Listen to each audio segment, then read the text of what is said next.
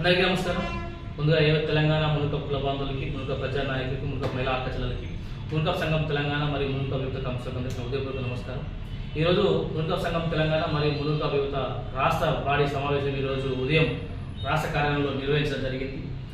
ఈ ముఖ్య సమావేశానికి కారణం ఏంటంటే, మున్నూరు కాపులకి రాష్ట్ర ప్రభుత్వంలో మంత్రివర్గంలో ఒక స్థానం లేదు. ఎందుకంటే గతంలో మనం కాంగ్రెస్ ప్రభుత్వాన్ని చూసినాం, గతంలో మనం బీఆర్ఎస్ ప్రభుత్వాన్ని చూసినాం, అలాగే గతంలో మనం టీడీపీ ప్రభుత్వాన్ని చూసినాం. ఉమ్మడి ఆంధ్రలో ఏ ప్రభుత్వంలో అయినా సరే మున్నూరు కాపులకి క్యాబినెట్లో ఒక బెర్తుండే.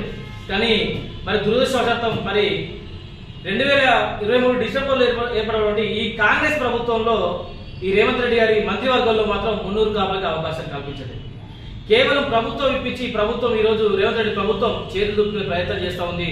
తెలంగాణ రాష్ట్రంలో 45 లక్షల మంది ఉన్న మున్నూరు కాపులకి ఈరోజు రాష్ట్ర క్యాబినెట్లో అవకాశం లేకపోవడం దురదృష్టకరం, బాధాకరం. కాబట్టి ఖాళీగా ఉన్న మంత్రి శాఖల్ని తప్పకుండా ఈసారి మున్నూరు కాపులకు తప్పకుండా కేటాయించాలని చెప్పి మేము డిమాండ్ చేస్తూ ఉన్నాం.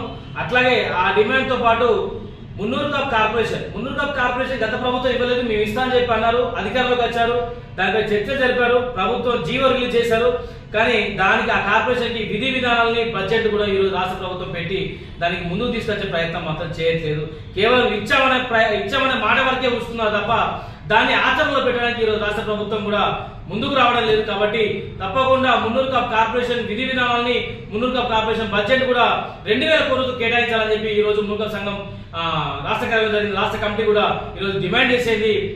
అట్లాగే మూడో విషయం, మున్నూరు కాప్ కార్పొరేషన్ పగ్గాల్ని మున్నూరు కాప్ కోసం కష్టపడ్డ, మున్నూరు కాప్ కులం కోసం కష్టపడ్డ, కులస కోసం కష్టపడ్డ, బాధల్లో నష్టాల్లో కష్టాల్లో ఉన్న మున్నూరు కాపులకు అండగా నిలుచున్న మున్నూరు కాప్ బిడ్డ అవకాశం కల్పించాలా, పగ్గాలు అప్పచెప్పాలని చెప్పి మేము ఈరోజు తీర్మానం చేయడం జరిగింది.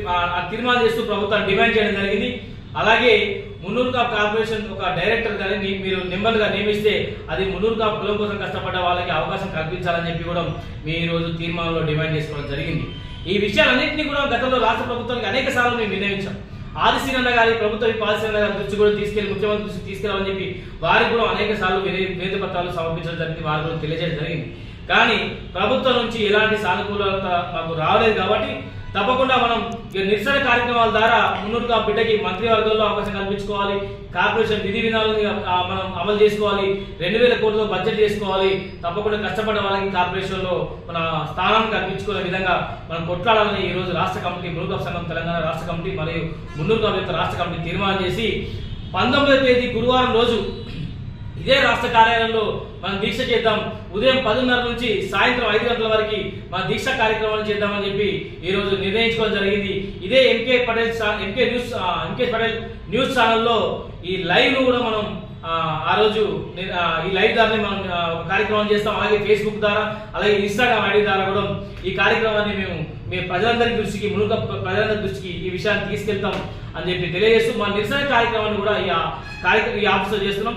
ఒకవేళ ఇప్పటికీ కూడా అలాగైనా ఈ నిరసన కార్యక్రమంతో ప్రభుత్వం స్పందిస్తుందని అనుకుంటున్నాం. ఒకవేళ అప్పటికి ప్రభుత్వం స్పందించకపోతే పెద్ద ఎత్తున హైదరాబాద్ దానికి అడ్డమైన ఇందిరాబాద్ ధర్నా చౌక్ వద్ద కూడా మున్నూరు కాపు నిరసన దీక్షను కూడా చేస్తామని చెప్పి ఈరోజు రాష్ట్ర ప్రభుత్వాన్ని కూడా తెలియజేస్తా ఉన్నాం.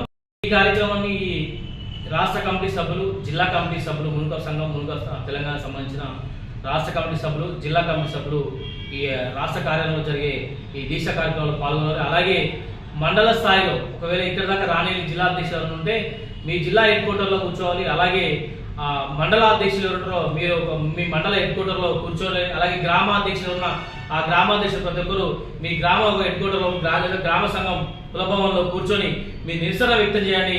ఈ నిరసన పెద్ద ఎత్తున వ్యక్తం చేసి రాష్ట్ర ప్రభుత్వానికి మన డిమాండ్ బలంగా తీసుకెళ్లడానికి ప్రతి ఒక్కరు ప్రయత్నం చేయాలని చెప్పి తెలియజేస్తున్నాం. జై మునుకప్, జై హింద్.